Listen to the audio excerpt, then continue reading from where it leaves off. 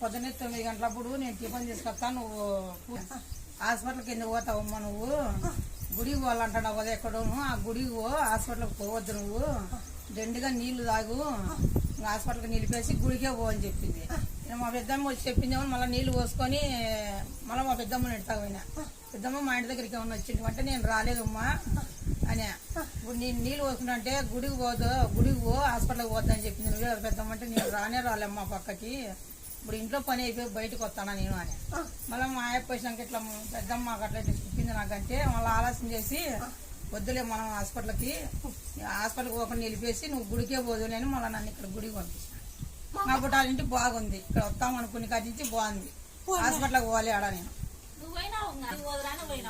హాస్పిటల్కి పోవద్దు, గుడికే పో, జెండుకి నీళ్ళు కిటికీలో పిలిచింది నన్ను, బాత్రూమ్ లో నీళ్లు పోసుకుంటాను హాస్పిటల్కి పోవాలి. చూడలేదు మాట వినపచ్చింది.